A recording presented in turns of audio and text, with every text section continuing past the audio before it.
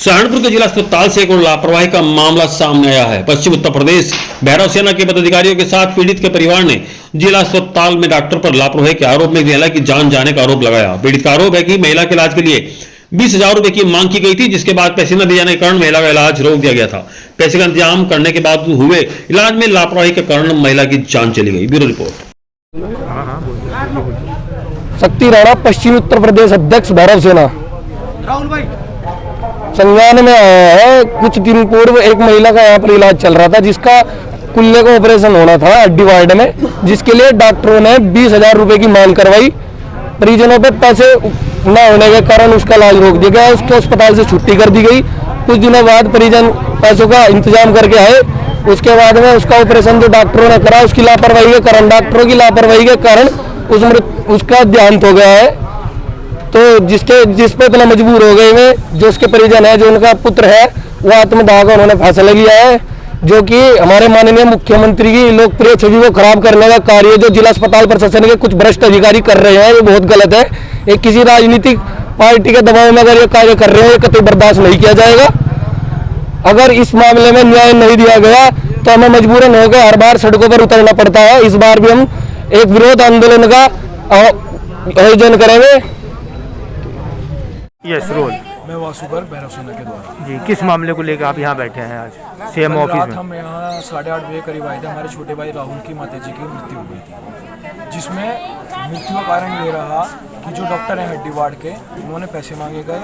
15 दिन पैसे लेट होने के कारण उन्होंने ये कहा है कि जब तक 12,000 नहीं दोगे तब तक हम आपका इलाज नहीं करेंगे, ऑपरेशन नहीं करेंगे। कल दिन में ऑपरेशन हुआ, सुबह 9 बजे लेके गए और दोपहरी में 3 बजे उनका ऑपरेशन खत्म हुआ। जब कितना लंबा ऑपरेशन नहीं होता है, ऑपरेशन खत्म होती उन्होंने कहा कि और पैसे दो, 6,000 रुपये की और जरूरत है। कितने की डिमांड की गई थी आप? टोटल 12,000 रुपये की डिमांड करी गई थी और 8,000 अलग से मांगे गए थे। टोटल 20,000। 12,000 ऑपरेशन से पहले, 8,000 बाद में।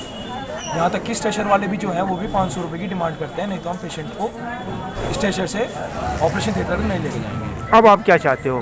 हम ये चाहते हैं कि हमारे राहुल भाई को क्या कहते हैं, जो इसकी मांगे हैं ये पूरी करी जाए। हमारी मांग सिर्फ इतनी है कि जो दोषी हैं उन्हें कड़ी से कड़ी सजा दी जाए। भैरव सेना का यह तीसरा मामला है जो अस्पताल में आके बैठा है। अगर अब की बात दोबारा हुआ तो हम सारे भैरव सेना के जितने भी पदवान कार्यकर्ता हैं वो आत्मदाह करेंगे, रोडों पर आ जाएंगे। ये बहुत ही गलत बात है कि सीएमओ साहब इस बात को नहीं देख रहे। और हमारे पास ऐसी कम से कम 15 मरीजों की वीडियो है जिसमें उन्होंने कहा है कि हमसे पैसे मांगे जाते हैं, बिना पैसों के इलाज नहीं करा जाता। डॉक्टर ये कहते हैं कि बाहर से कुछ सामान मंगवाना पड़ता है। क्या हमारी सरकार इतना भी सामान नहीं दे पा रही? दे रही है। ये भ्रष्ट है, ये जानबूझ के अपने पैसे बनाने के लिए करते हैं। अब आपको जो सीएमओ से मिले तो आपको क्या हुआ होगा? सीएमओ साहब अभी तक नहीं आए। सीएमओ साहब से अभी तक हमारी मुलाकात नहीं हुई है इस विषय में। अभी पुलिस वाले जो बैठे थे, अभी जो पुलिस वाले आए थे उन्होंने कहा है कि बॉडी का जो हमारी माता जी हैं उनका पोस्टमार्टम हो जाए, उसके बाद जो होगा क्या कहते हैं कार्रवाई करेंगे। हमारा ये कहना है कि पोस्टमार्टम जरूर करवाएंगे। पुलिस वालों का हम बिल्कुल समर्थन करेंगे, जैसा वो कह रहे हैं वो होएगा। लेकिन जब तक जिसने पैसे मांगे हैं, जब तक उसे कड़ी से कड़ी सजा नहीं दी जाएगी, तब तक हम यहाँ से नहीं उठेंगे।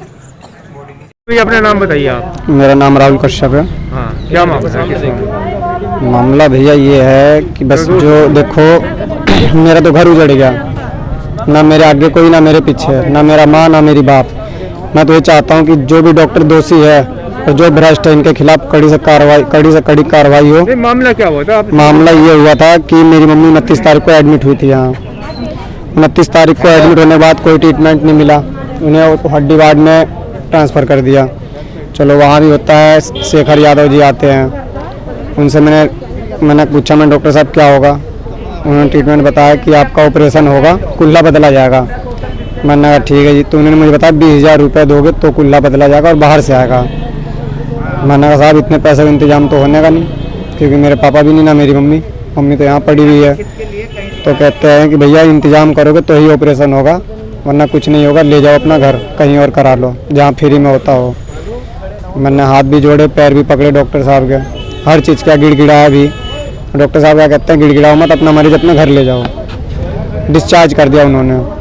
फिर मैंने कैश उनके रिक्वेस्ट करी, पार्षद जी हमारे क्षेत्र के, इनसे मैंने शिकायत करी, मैं भैया ऐसी बात है।